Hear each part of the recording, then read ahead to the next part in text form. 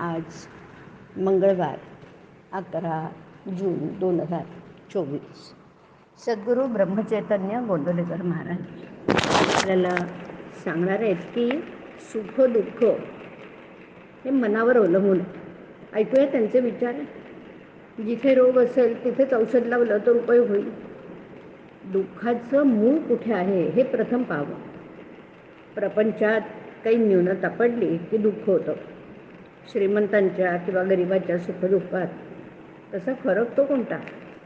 एखाद्याजवळ पैसा पुष्कळ आहे परंतु मुलबाळ नाही म्हणून तो दुःखी असतो, तर दुसऱ्याला संतती आहे पण पैसा नाही म्हणून तो कष्टी होतो. तिसऱ्याला संतती संपत्ती वगैरे सर्व आहे परंतु पोटदुखीच्या विकाराने तो बेजार आहे. एकंदरीत सुख दुःख कोणालाही सुटली नाही. जितक्या गोष्टी कमी पडल्या तितक्या प्रयासाने सुद्धा आणल्या तरी पण न्यूनता काही सरत नाही. दुःखावर आपण वरवर उपाय करतो परंतु आपल्या दुःखाच्या मुळाशी आपलं मनच आहे. हे नाही आपल्या लक्षात येत, ध्यानात येत. खरोखर सुख दुःख हे वस्तू नसून आपल्या मनस्थितीवर अवलंबून आहे. वस्तू चोरीला गेले की त्यावेळी झोपेत आनंदात होता, पण जागे झाल्यावर वस्तू गेल्याचं समजल्यावर दुःखी झालात. म्हणजे दुःखी होतं ते मन.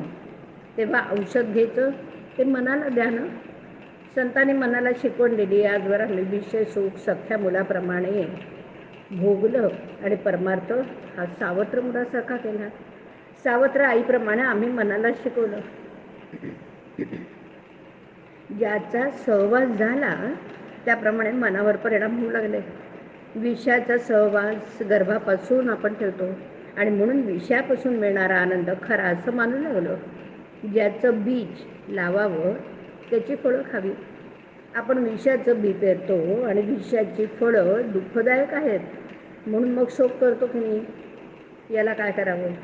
व्यापारी दरवर्षी आढावा घेतात त्याप्रमाणे माझे विषय किती कमी झाले हे आपण पाहावं. जितकी प्रपंचाकरता तळमळ करतो तितकी भगवंताकरता करावी ना.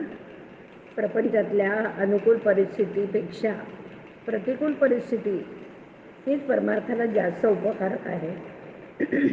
परमार्थ हा परिस्थितीवर श्रीमंत गरीब रोगी निरोगी किंवा कशावरही तो अवलंबून नाही.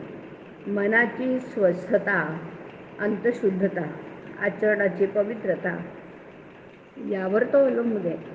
प्रपंचातल्या सोयी गैरसोयी या दोन्ही परमार्थाच्या आड येतात. आपण रस्त्यातून चालत असताना एखाद्या अत्तराचं दुकान पाहून थांबलो काय किंवा मिरच्यांचं दुकान पाहून थांबलो काय? रस्ता चालण्याच्या दृष्टीने दोन्ही घातकच ठरतात.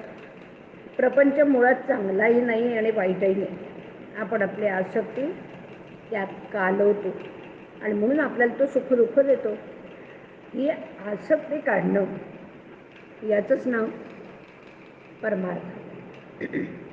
त्याच गोष्टी आसक्ती सोडून करणं याचं नाव परमार्थ. हरिओम. हरिओम तत्सत. हरिओम.